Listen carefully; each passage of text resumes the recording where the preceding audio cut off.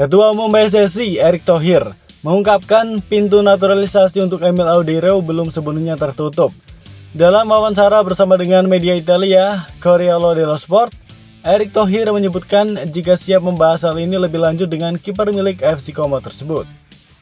Ya guys, nama Emil Audero sebenarnya sudah lama masuk dalam radar PSSI sebagai kandidat naturalisasi.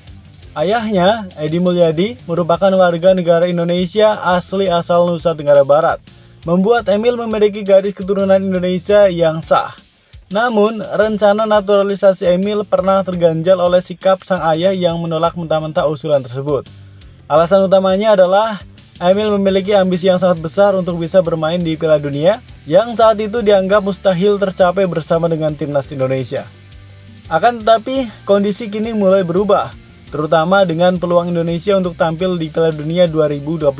Posisi timnas Indonesia di grup C putaran ketiga kualifikasi Piala Dunia 2026 zona Asia cukup menjanjikan dengan bertengger di peringkat ketiga mengantongi 6 poin dari 6 laga. Situasi ini membuat peluang Emil bermain di Piala Dunia semakin realistis jika membela timnas Indonesia. Apalagi persaingan di timnas Italia yang dipenuhi kiper-kiper kelas dunia membuat peluang Emil dipanggil Gli Azzurri sangat kecil. Erick Thohir pun memberikan sinyal positif untuk kembali membuka pembahasan mengenai naturalisasi Emil. Menurut Erick, diskusi formal memang belum dilakukan, meskipun ia sudah beberapa kali bertemu dengan Emil di Milan. Kepada media, Erick mengatakan seperti ini. Sebenarnya, kami belum membahas hal ini meskipun kami telah bertemu lebih dari 1 kali di Milan.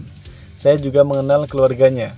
Jika dia percaya pada program kami, tentu saja kami bisa membahasnya lebih lanjut. Ungkap Erick seperti yang dikutip dari Corriere dello Sport. Ya guys, pernyataan ini menjadi sinyal terbuka timnas Indonesia tetap siap menyambut kiper jebolan Akademi Juventus tersebut. Masuknya Emil Audero tentu akan menjadi tambahan kekuatan besar bagi timnas Indonesia. Dengan kualitas dan pengalaman bermain di Serie A, Emil berpotensi menjadi bagian dari kiper yang mampu memperkuat lini pertahanan Garuda.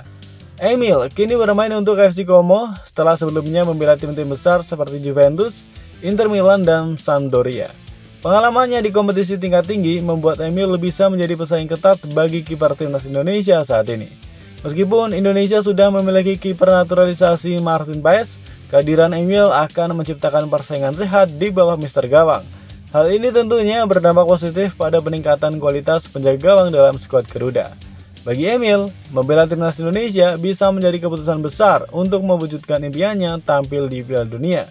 Peluang ini menjadi lebih realistis dibanding terus menanti panggilan dari timnas Italia yang penuh dengan talenta muda berbakat.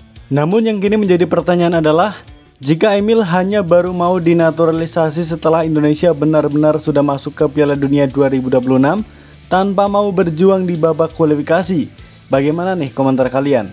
Apakah kalian setuju apa enggak? Usai membela timnas Indonesia, Jay Ises kembali memperkuat Venezia awal pekan ini. Venezia menjamu Lecce di Pierluigi Benzo Stadium Selasa 26 November 2024 dini hari waktu Indonesia Barat. Duel itu menjadi penutup rangkaian pertandingan Giornata ke-13 Liga Italia musim 2024-2025. Hasilnya, Jay Ises dan kawan-kawan menelan kalahan dengan skor 0-1 dari tim tamu. Gol sematawayang Lecce dicetak oleh Patrick Dorgu pada menit ke-70. Dalam laga itu, Ises dipercaya pelatih Eusebio Di Francesco tampil sebagai starter. Pemain bertahan berusia 24 tahun itu bermain penuh selama 90 menit. Ises nyaris mencatatkan namanya di papan skor pada menit ke-38. Sayangnya, sundulan Ises masih digagalkan oleh tiang gawang. Meski pada akhirnya kalah, penampilan Jay Ises dipuji habis-habisan oleh media Italia, Tutto Venezia Sport. Mereka menyebutkan jika bek keturunan Semarang itu tampil solid meskipun Ila Gunari kecolongan gol di pertengahan babak kedua. Tutto Venezia Sport pun menyebutkan jika penampilan pemain berusia 23 tahun itu adalah yang terbaik dari seluruh pemain yang ada di lapangan. Mungkin dia adalah yang terbaik di lapangan. Dia banyak berlari saat melakukan dorongan dan dia juga tidak banyak menderita saat bertahan. Namun, mereka kehabisan tenaga di pertengahan babak kedua. Masih harus bermain seperti seluruh tim. Demikian bunyi penilaian dari Tutto Venezia Sport terhadap penampilan JIZS. Ya guys, performa JIZS lantas diberikan nilai yang cukup baik oleh Tutto Venezia Sport. Hal itu merupakan nilai tertinggi untuk pemain Venezia di pertandingan tersebut. JIZS mendapatkan rating setinggi itu bersama dengan kiper Vileo Stankovic, Michael Svoboda, dan juga Marin Sherko.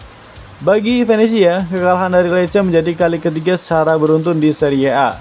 Sebelumnya mereka sudah kalah dengan skor 1-0 dari Inter Milan dan Parma dengan skor 1-2. Akibat kekalahan ini, posisi Venezia masih berada di dasar klasemen dengan torehan 8 poin. Mereka musim ini baru bisa memetik 2 kemenangan dari 13 pertandingan. Pada laga selanjutnya, Venezia bakal bertandang ke Markas Bolonia Sabtu 30 November 2024 waktu lokal atau Minggu pukul 02.45 waktu Indonesia Barat.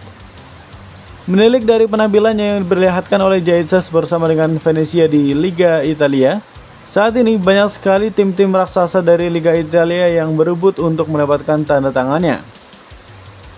Pemain yang memiliki market value sebesar 43,45 miliar tersebut dinilai sebagai salah satu pemain bertahan terbaik di Serie A Italia.